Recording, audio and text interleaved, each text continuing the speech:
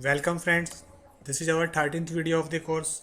In this video we will cover the topic of map function. What is map function in Python and how it is used? The map function executes a specified function for each item in an iterable. The item is sent to the function as a parameter. In a simple definition, we can say with the map function we apply a given function to all the iterables and generate a new sequence, or you can say list. The syntax of map function is very simple. This is we have to use map and in the bracket we have to use x and y, where x is our function while y is our iterables, or you can say sequence. Let's see how to use a map function. To use the map function we have to write map and in the bracket we have to write x and y. X means the function.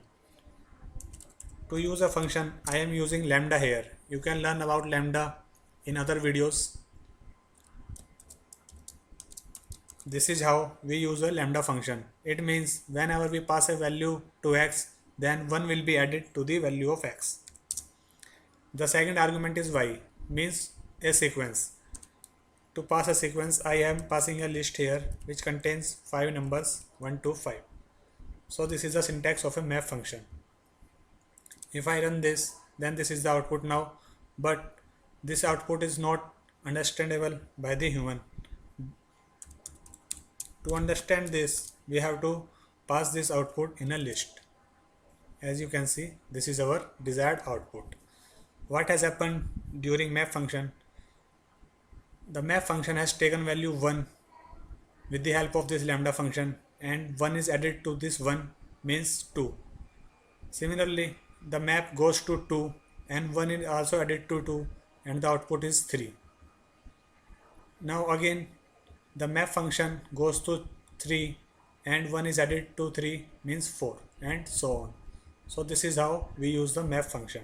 Here the output is in the form of a list. We can also get the output in the form of a tuple. To do so, we have to use map function. Now I am using 7 here, means every value of the sequence will be incremented by 7.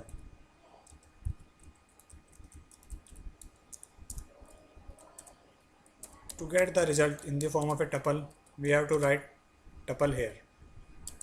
As you can see that the output here is in the form of a tuple, means it is in the round brackets. Earlier it was in the square brackets, as you can see here. We can also store the output in a variable. To do so, we have to use map function. Again I am copying it, and we can pass a variable a. A is our variable which stores the result of the map function.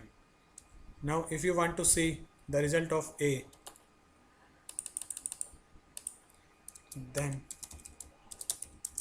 this is our a. So it means you can also save the output of a map function in a variable also. Now one thing, if you see here that while using map function we are writing this sequence, we can also store this sequence in a variable and pass it here. Like if I have a sequence in the variable y,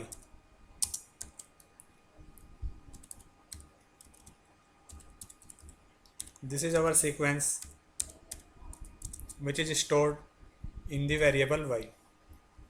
Now we can also use map function like this. I am adding 10 to the each value of the y. Now instead of passing this list, I am writing here y only as my second argument of the map function. As you can see that we have got the output with a increment of 10 in the each value.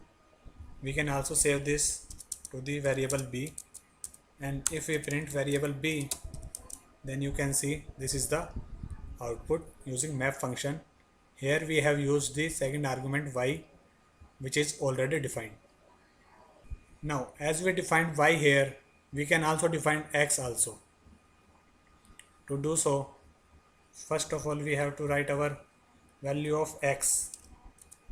X means our function that we will use in the map function. If I define x equal to lambda x multiplied by 2, it means whatever value will be given to the x, it will convert into x into 2, means multiply that value by 2. We can also define y here. I am copying the y from here. We can define y as per our requirement. So to use map function, we have to write x and y. As you can see, x is our function which is defined by lambda, and y is our sequence which is given in the form of a list.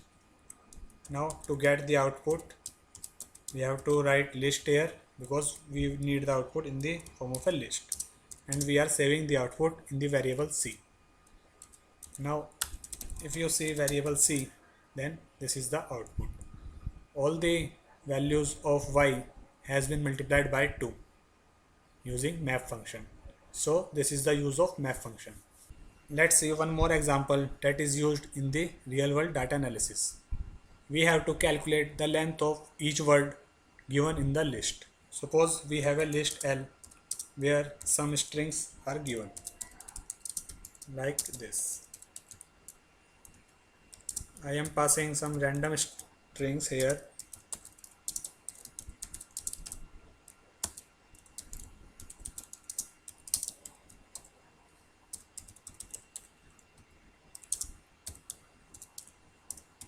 We have to find out the length of each string, means how many characters are present in each string.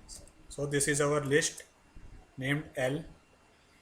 Now to find out the length of each string, we will use map function like this. We have to find our function lambda. Now len function is used to find out the length of the characters. This is how we use the length function.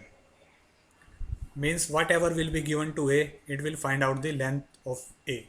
A means this string, and this string, and all.